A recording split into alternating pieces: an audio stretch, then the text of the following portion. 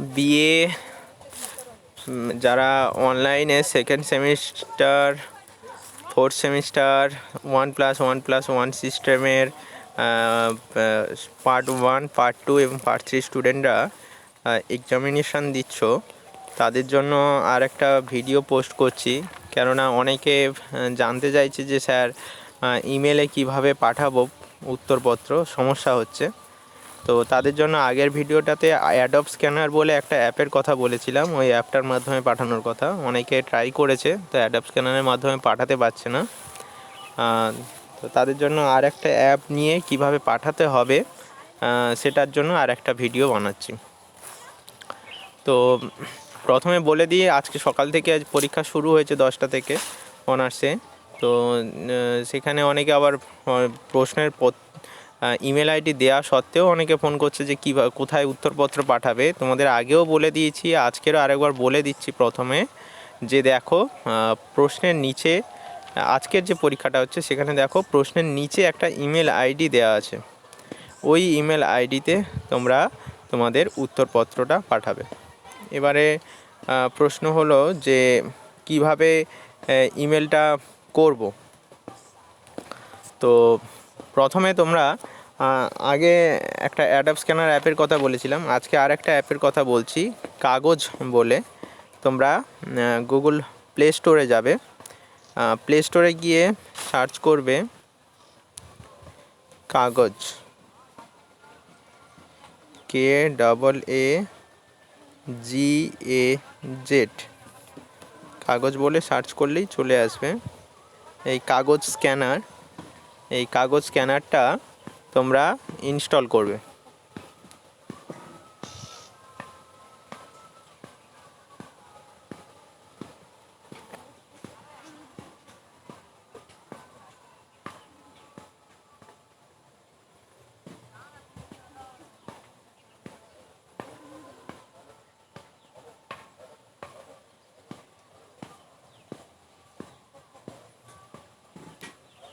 Install হচ্ছে।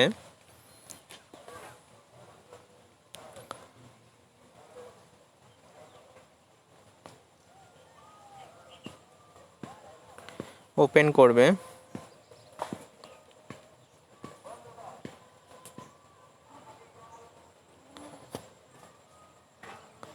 আচ্ছা, কোনো ল্যাঙ্গুয়েজ যে ইংলিশই থাকছে। আচ্ছা,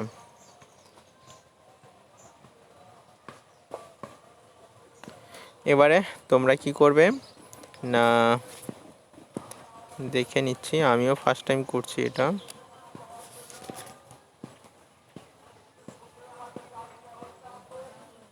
তাহলে এটা অ্যালাউ করবে। এবারে দেখা যাক যে কিভাবে তোমরা ওটা পিডিএফ বানাবে। তাহলে ধরা যাক এই একটা লেখা, এই লেখাটাকে আমি প্রথমে ছবি তুললাম,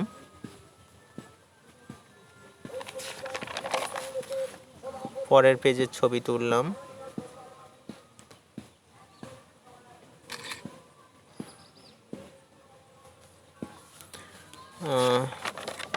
এরকম ধরো তোমাদের পরপর যতগুলো পেজ হবে সে পেজগুলো ছবি তুলে নেবে।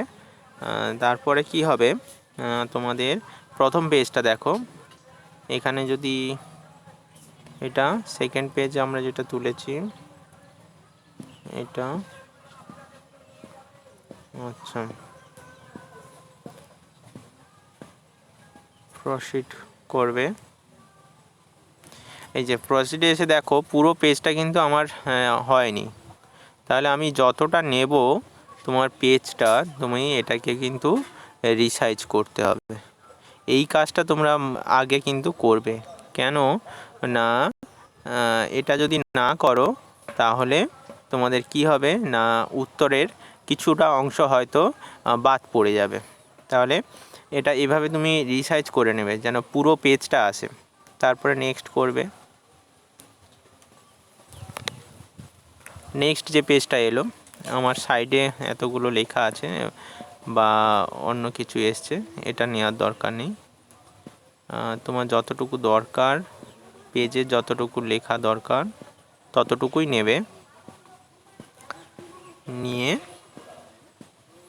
এটা কি হলো না ডান করে দেবে। এবারে একদম উপরে দেখো পিডিএফ লেখা আছে, পিডিএফ হয়ে গেল। পিডিএফের পরে শেয়ার অপশান দেখো একদম কর্নারের দিকে। আচ্ছা, এখানে ফাইল নেমটা তোমরা তোমাদের কি দিতে বলেছিলাম, ধরা যাক হিস্ট্রি অনার্স CC3, আজকের ডেটে 27/11/20 দিয়ে সেভ করলে। এবারে ফাইল নেমটা অবশ্যই দেবে, ফাইল নেমটা দেওয়ার পরে এটা শেয়ার করবে। শেয়ার কোথায় করবে না, তোমাদেরকে জিমেলে শেয়ার করতে বলা হয়েছে, জিমেল চলে যাবে। ফর্ম থেকে কি কোন মেল আইডি থাকবে, তোমাদের যে মেল আইডি সেই মেল আইডি থাকবে ফর্মে। টুতে এটা আমি আমার নিজের মেল আইডিটা দিচ্ছি, কিন্তু এই মেল আইডিটা সব জায়গায় হবে না, বারবার করে আরেকবার বলে দিচ্ছি শুনে নাও। ফর্ম 2তে যে মেল আইডিটা দিলাম এটা কিন্তু সব উত্তরের জন্য নয়, এটা আমি এমনিই পার্সোনালি দিলাম, এটা তোমাদের এক্সাম্পল দেওয়ার জন্য। তোমরা কোন মেল আইডিটা দেবে 2তে না, যে মেল আইডিটা প্রশ্নের নিচে বা উপরে দেয়া থাকবে, প্রশ্নের উপরে বা নিচে যে মেল আইডিটা দেয়া থাকবে সেই মেল আইডিতে কিন্তু তোমরা উত্তর পাঠাবে। হ্যাঁ, বারবার বলে দিচ্ছি, প্রশ্নের উপরে যে বা প্রশ্নের নিচে যে মেল আইডিটা দেওয়া থাকবে সেই মেল আইডিতেই তোমরা উত্তর পাঠাবে। এটা সাবজেক্ট পারলে লিখে দেবে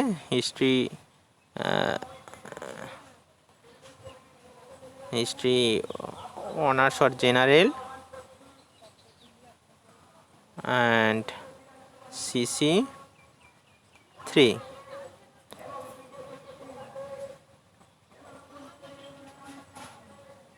কম্পোজ মিলে কিছু লিখতে হবে না। এবারে কি করে দেবে, এই যে সেন্ড অপশান আছে, সেন্ড করে দেবে। এবারে যেটা প্রশ্ন যে আমার মেলটা সেন্ড হয়েছে কিনা আমি জানবো কিভাবে, সেটার জন্য তোমাদের জিমেল বক্সে চলে যেতে হবে। ওখানে গিয়ে তোমাদের এই দেখো 3টে রো আছে, এখানে টাচ করবে।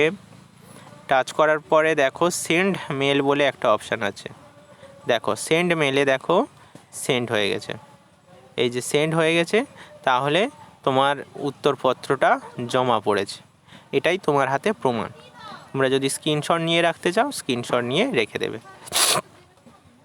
কোন মেল আইডিতে গেছে দেখো, এই যে 2 দিয়ে যে মেল আইডিটা দেওয়া আছে এই মেল আইডিতে তোমার এই উত্তরপত্রটা জমা পড়েছে। এটা একটা উদাহরণ মাত্র দিলাম। তোমাদের অনেকের প্রশ্ন যে আমার উত্তরপত্র জমা পড়েছে কিনা আমি জানবো কিভাবে, জানার একটাই মাত্র অপশান, তোমাকে জিমেল বক্সে গিয়ে ওখানে সেন্ড মেলে যেতে হবে।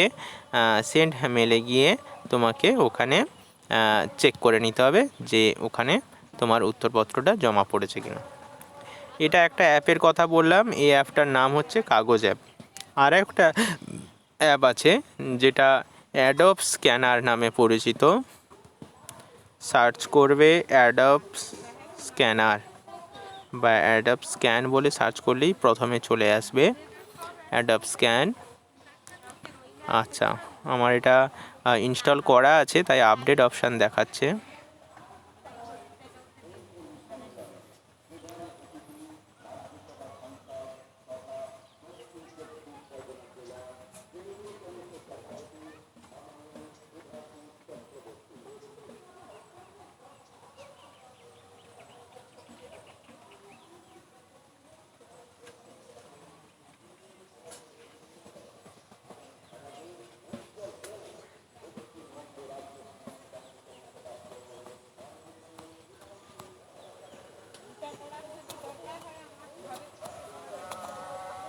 আচ্ছা, এবারে কি করব, ওপেন করব।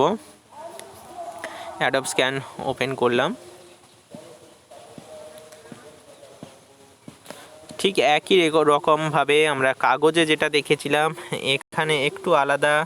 এখানে অটোমেটিক আগে থেকে নিয়ে নিচ্ছে যে ফাইলটা, ধরা যাক এটা একটা পেজ, এটাকে আমরা প্রথমেই রিসাইজ করে নেব, একদম প্রথমেই সুযোগ থাকছে। এইভাবে কন্টিনিউ করলাম, আবার আরেকটা পেজ নিলাম,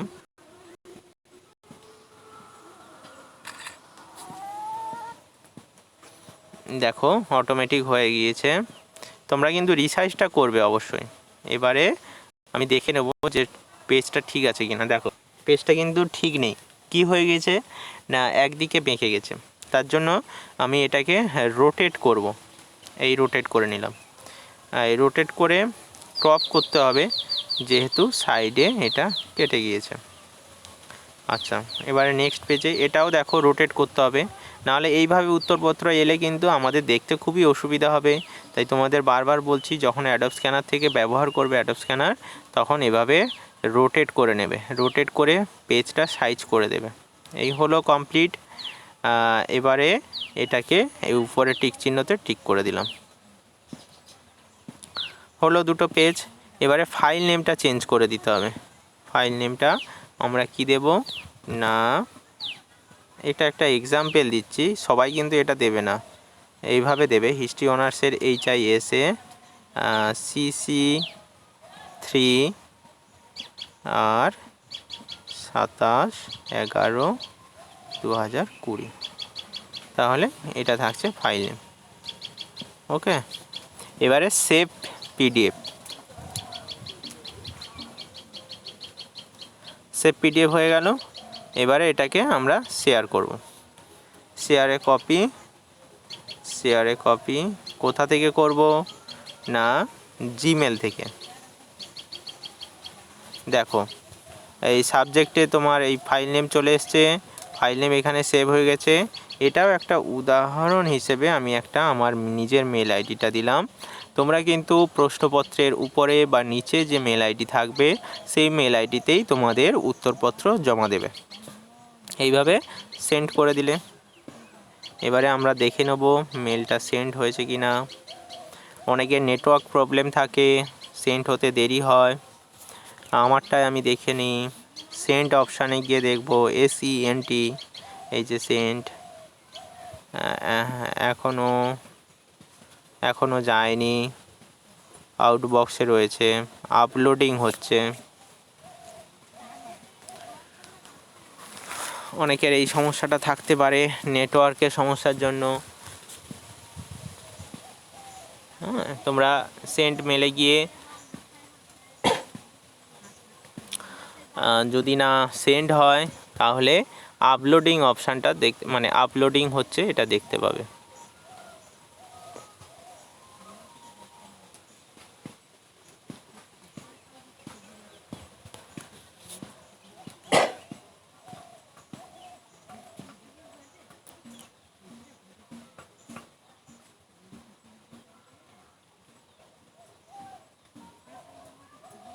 দেখো নাথিং ইন আউটবক্স, মানে মেলটা সেন্ড হয়েছে। আমি সেন্ড মেলে গিয়ে দেখে নিই একবার।